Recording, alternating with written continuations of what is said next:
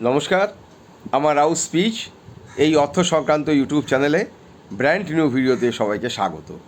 আমি একজন investment planner এবং এক্স ব্যাংক অফিসার। ভালো আয় বা কামাই করতে পারলেই কিন্তু টাকা জমবে না। খরচা কিভাবে করব আমরা এবং খরচা হিসাবটা যদি ঠিকভাবে না বুঝি তাহলে কিন্তু আমরা টাকা জমাতে পারবো না। যত বড়ই কৌশল আমরা গ্রহণ করি না কেন বা যত কম বয়স থেকেই আমরা টাকা রোজগার করি না কেন।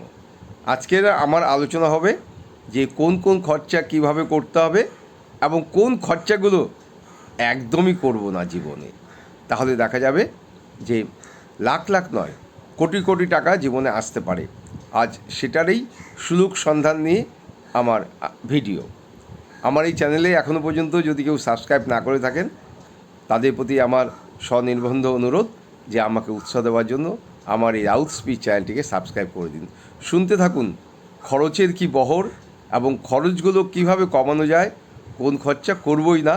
ফলে দেখা যাবে যে বিরাট একটা কর্পাস নিয়ে আমরা 60 বছর বয়সে রিটায়ারমেন্ট টাইমে উপস্থিত হবই। Always calculate before spending. যখনই কোনো খরচা করব আগে ক্যালকুলেশন করে নেব যে কতটা খরচা করব। 3টি খরচা অবশ্যই কিন্তু নিয়ম মেনে যেমন করব তেমনি খরচাটা পুরো করতেই হবে এবং স্ট্যান্ডার্ড খরচা করতে হবে।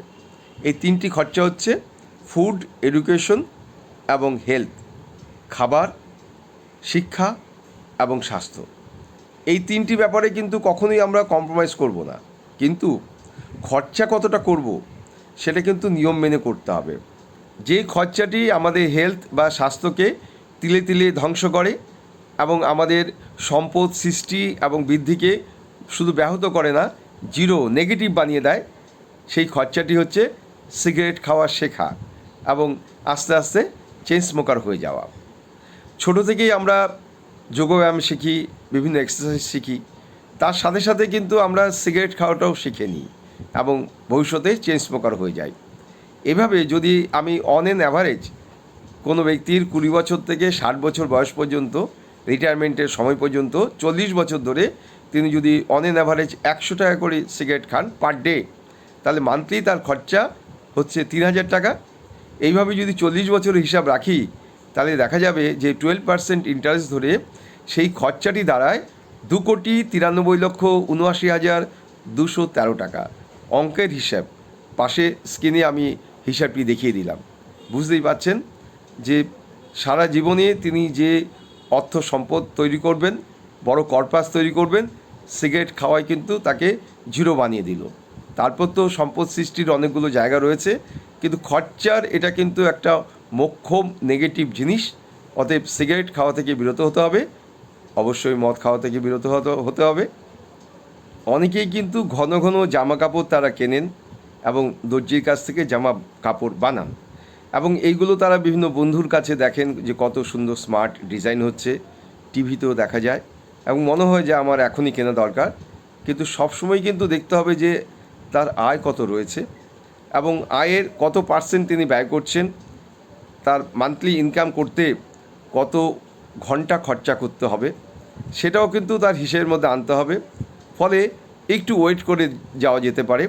অবশ্যই একটা প্যান্ট, একটা জামা কিনতেই হবে, ঘন ঘন না হলেও অবশ্যই কেনা দরকার। স্ট্যান্ডার্ড জামা প্যান্ট রাখতেই হবে, বিভিন্ন জায়গায় যাতায়াতের ব্যাপার রয়েছে। কিন্তু এই ক্ষেত্রেও কিন্তু ক্যালকুলেশন করে এগোতে হবে, হঠাৎ করে কিন্তু বেহিসাবে হিসাব করলে চলবে না। এক্ষেত্রে আজকাল ছেলেমেয়েদের মধ্যে এই জিনিসটা, এই ট্রেন্ডটা দেখা যায়। কারণটা হচ্ছে যে তাদের বাবা মায়ের যে ইনকাম রয়েছে তার ফলে সংসারে অনেকেই কিন্তু টাকা পয়সা তেমন করে দিতে হয় না, সামান্য কিছু টাকা তার হয়তো দেন এবং এটা প্র্যাকটিক্যাল। যিনি পুরো সংসারের খরচা চালান, যেই ছেলে মেয়ে, তার হিসেবটা একরকম হবে, আর যিনি সংসারে কিছু কন্ট্রিবিউট করেন তার হিসাবটা কিন্তু আরেক ধরনের হবে। ফলে তার এই ধরনের ফ্যাশন ওরিয়েন্টেড কেনাকাটার দিকে তার নজরটা বেশি থাকবে। অতএব সবসময় সবার ক্ষেত্রেই এটা প্রযোজ্য যদি তাকে বড় কর্পাস জীবনে তৈরি করতে হয়। কারণ যিনি আজকে আমির তিনি কিন্তু গরিব হয়ে যেতে পারেন, কাহারও দিন সমান নাহি যায়।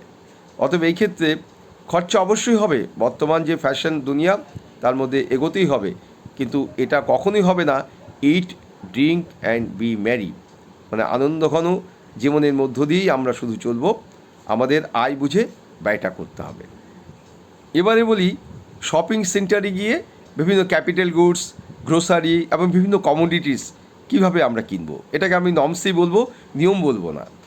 এই ক্ষেত্রে অবশ্যই ফ্যামিলির সাথে যাওয়া ঠিক হবে না, কারণ এক্ষেত্রে ফ্যামিলির বিভিন্ন যে মেম্বার রয়েছে, ছেলে মেয়ে ওয়াইফ, তাদের চাহিদা থাকবে ওই স্পটে পৌঁছে।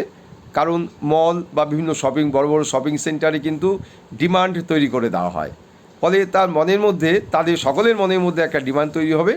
সেই কারণে আগে থেকেই একটা শপিং লিস্ট করে নিয়ে যেতে হবে, এবং শপিংটা অবশ্যই আমার মতে মাসের শেষের দিকেই হওয়া উচিত। 25, 26, 27 যারা সেইভাবে মান্থলি ইনকাম থেকে তারা খরচা করেন, তাদের তো অবশ্যই মাসের প্রথম দিকে সেই খরচাটি করতে হয়। এই ক্ষেত্রে অবশ্যই যে খরচাটি একদমই অত্যাবশ্যকীয় সেটাই কিন্তু করতে হবে।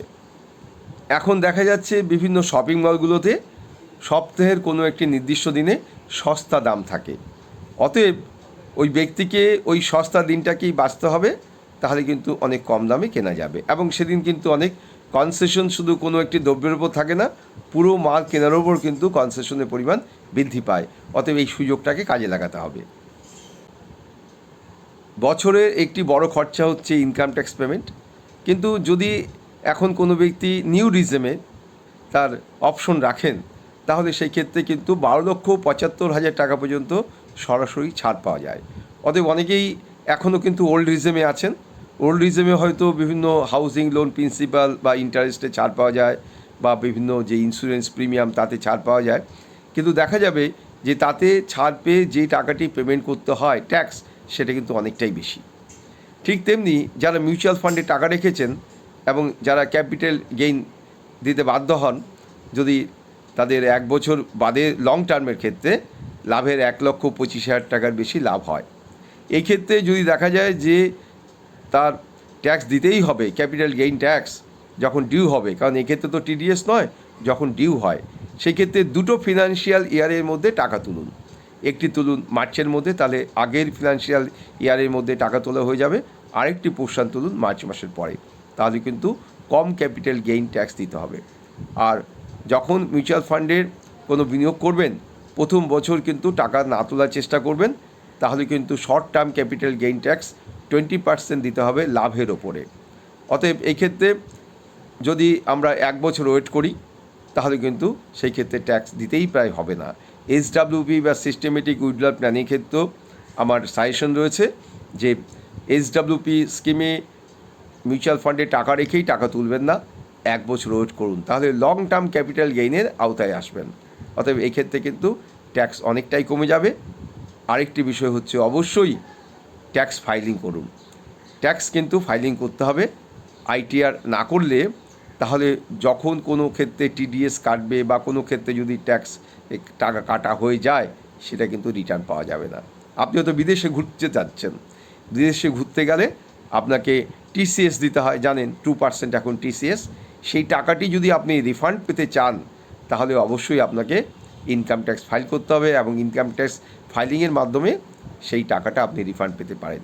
অতএব ইনকাম ট্যাক্সে কতটা সুবিধা পাওয়া যায় সেটা অবশ্যই বোঝা গেল। লাইফ ইন্স্যুরেন্স প্রিমিয়ামের ক্ষেত্রে অবশ্যই টার্ম ইন্স্যুরেন্স করুন। টার্ম ইন্স্যুরেন্সে দেখা যায় যে অন ম্যাচুরিটিতে কোনো টাকা পাওয়া যায় না, কিন্তু যে পরিমাণ তার প্রিমিয়াম সেটা একদমই কম। 1 কোটি টাকা যদি কেউ টার্ম ইন্স্যুরেন্স করে 25 বছর বয়সে, তার ইয়ারলি যে ইন্স্যুরেন্স সেটা হচ্ছে মাত্র 10,000 টাকার মধ্যে। বুঝতেই পারছেন যে কত প্রিমিয়াম। অতএব ম্যাচুরিটিতে টাকা পাবেন এই ভাবনায়, এই কনসেপ্টে যদি কোনো ব্যক্তি বসে থাকেন যে ম্যাচুরিটির টাকা পাবেন, তাহলে কিন্তু তিনি অনেকটাই ঠকবেন। কারণ মানি ব্যাক পলিসি এই ক্ষেত্রে কিন্তু তেমন টাকা অবশ্যই তাকে ফেরত দেবে না। অতএব টার্ম ইন্স্যুরেন্সের সঙ্গে আপনারা ক্যালকুলেশন করে নেবেন যে লাইফ ইন্স্যুরেন্স যেটা কিনা ম্যাচুরিটিতে টাকা পাওয়া যায়, যে টাকাটা ওরা হিসেব করে মোটামুটি বলে দেয় বোনাসের সঙ্গে যুক্ত করে, সেটা কিন্তু অনেকটাই কম হবে। অতএব বেশি যদি ইন্স্যুরেন্স কেউ রাখতে চান, তাহলে অবশ্যই টার্ম ইন্স্যুরেন্স করতে হবে, তাহলে খরচা কিন্তু অনেকটাই কমে যাবে। আরেকটি বিষয় হচ্ছে যে আজকাল অনেকেই মোটর কার কেনেন, 4 চাকার মোটর কারের কথা বলছি। এই ক্ষেত্রে অবশ্যই কিন্তু একটা রুল রয়েছে, সেই রুলটা মেনে চলতে হয় আমার মতে। সেটা হচ্ছে 20:4:10। 20 অর্থ হচ্ছে যে 20% সেক্ষেত্রে ডাউন পেমেন্ট করা উচিত। অনেকে হয়তো অল্প টাকা ডাউন পেমেন্ট করেন, তার ফলে ইন্টারেস্টটা কিন্তু অনেকটাই বেশি হয়ে যায় যদি লোনে কেউ কোনো মোটর কার কেনেন। আর 4 বছরের বেশি কিন্তু এই ক্ষেত্রে আমার মতে ইনস্টলমেন্ট রাখা ঠিক নয়। অধিকাংশ জায়গায় যেখান থেকে লোন পাওয়া যায়, অর্থনৈতিক সংস্থাগুলো তারা কিন্তু 4 বছরেই হিসাবটা রেখেছেন। আর যে ইনকাম নিজের রয়েছে সেই ইনকামের আমার মতে 10%-এর বেশি কিন্তু খরচা করা উচিত নয় মান্থলি গাড়ি কেনার ক্ষেত্রে। গাড়িটি যদি কমার্শিয়ালি ব্যবহার করা যায় তাহলে তার থেকে ইনকাম হতে পারে। আর যদি নিজে গাড়ি চালানো যায় তাহলে কিন্তু সেই ক্ষেত্রে অনেকটাই খরচা কম থাকবে, কারণ যদি ড্রাইভার দিয়ে গাড়ি চালানো হয় তাহলে কিন্তু খরচাটা অনেকটাই বেশি হবে। অতএব আমার পাড়া প্রতিবেশী বা আমার বন্ধু গাড়ি কিনেছে এই দেখে কিন্তু এই গাড়ি কিনতে ঝাঁপানো উচিত নয়, কারণ গাড়ি কিনতে ইয়ারলি ইন্স্যুরেন্সের খরচা রয়েছে, গাড়ি ধোয়া এবং গাড়ি খারাপ থাকবে, অতএব তার একটা মেনটেন্স খরচা রয়েছে অনেকটাই কিন্তু। অতএব বুঝে শুনে গাড়ি কিনতে হবে। এবং গাড়ি কেনার জন্য প্রথমেই অনেকে একটি গ্যারেজ কিনে নেন। আমার মতে যে গাড়ি কিনলে গ্যারেজ কিনতে হবে এটা কিন্তু ঠিক নয়। একটা গ্যারেজ কিনতে গেলে মিনিমাম ধরে নিন, ফর এক্সাম্পল আমি বলছি, একটা উদাহরণ দিচ্ছি, যে ধরুন 10 লক্ষ টাকা একটা গ্যারেজ। এই 10 লক্ষ টাকার ইয়ারলি ইনকাম যদি 10%ও ধরি তাহলে সেই ক্ষেত্রে 1 লক্ষ টাকা। কিন্তু আপনি যে কোনো জায়গায় বর্তমানে 3,000 থেকে 3,500 টাকার মধ্যে গাড়ি রাখা যাবে। অতএব ইয়ারলি খরচা সেক্ষেত্রে 40,000 টাকার বেশি হবে না, উপরন্তু আপনার 10 লক্ষ টাকা বেঁচে গেল। এটা কিন্তু মাথায় রাখতে হবে গাড়ি কেনার ক্ষেত্রে। এই খরচাগুলো এইভাবে অনেকটাই কিন্তু জীবনে কমিয়ে দেওয়া যায়। এক্ষেত্রে আপনি ইনভেস্টমেন্ট করুন বিভিন্ন মিউচুয়াল ফান্ডস, বা আপনি যেখানে গ্যারান্টিড ইনকাম রয়েছে সেখানেও রাখতে পারেন। সেখানে অসুবিধা রয়েছে, যেখানে বড় যেটা অসুবিধা সেটা হচ্ছে যে আমরা ইনফ্লেশনটাকে বিট করতে পারি না। এই কারণে গ্যারান্টি জায়গাগুলোতে আমরা কমই রাখি। প্লাস যত দিন যাবে লাইফস্টাইল বাড়তে শুরু করবে। আমরা এখন ছোট জায়গায় খাওয়া দাওয়া করি না, রেস্টুরেন্ট বললে আমরা কলকাতা বড় বড় রেস্টুরেন্ট বাছি, এবং বাড়িতেও দেখা যায় খাবারের বহর অনেক বেড়ে গেছে, এবং বাড়িতে দেখা যাচ্ছে যে হয়তো দেখা গেল 4-5 পদ হয়ে গেল। এগুলো ব্যক্তিগত ব্যাপার, তাও আমি এটা উল্লেখ করলাম যে এটা কিন্তু হতেই পারে। অতএব এই খরচাগুলো থেকে আমাদের বিরত থাকতে হবে কিংবা মিতব্যয়ী হতে হবে। আরেকটি বিষয় হচ্ছে ক্রেডিট কার্ড ব্যবহার করা থেকে বিরত হতে হবে। ক্রেডিট কার্ড নেওয়া যেতে পারে, সেই ক্ষেত্রে যদি ক্রেডিট কার্ডের যে সুবিধাটা আমরা নিতে পারি যে 40 দিন একটা ফ্রি ডেট থাকে, সেই সময় যদি আমরা কেনাকাটা করতে পারি তাহলে আমরা ইন্টারেস্টের সাশ্রয় করতে পারি। কিন্তু ধারে কেনাকাটা করব, হাতে এই ক্ষেত্রে ফান্ড রয়েছে, সেই চিন্তা করে ক্রেডিট কার্ড যদি কেউ ব্যবহার করেন তাহলে সেই ক্ষেত্রে কিন্তু তার খরচা অনেকটাই বেশি হয়ে যাবে।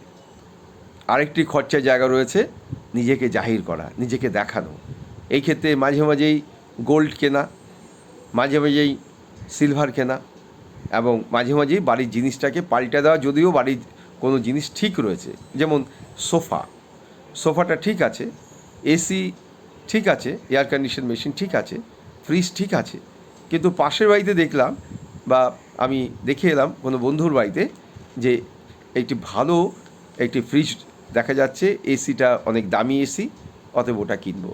অতএব দেখা যায় যে নতুন বা কিছুদিন ব্যবহৃত যে এসি, সোফা, সেগুলোকে কিন্তু ঘর থেকে বিদায় করে দিয়ে আবার নতুন জিনিস কেনা হয়।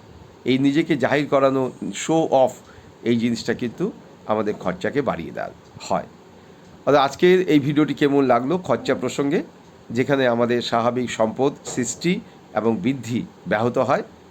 আপনারা আমার এই ভিডিওর কমেন্ট সেকশনে কমেন্ট করে জানান যে ভিডিওটা কেমন হলো। আর আমার এই চ্যানেলে যদি এখনও পর্যন্ত কেউ সাবস্ক্রাইব না করে থাকেন আমার এই রাউত স্পিচ চ্যানেলটিকে, তাহলে আমাকে উৎসাহ দেওয়ার জন্য আমার এই চ্যানেলটিকে সাবস্ক্রাইব করে দিন, পাশে রাখা বেল আইকনটি বাজিয়ে দিলেই হলো। 2-1 দিনের মধ্যেই আরেকটি অর্থ সংক্রান্ত ভিডিও নিয়ে আপনাদের কাছে উপস্থিত হব। আপনারা ভালো থাকুন, সুস্থ থাকুন।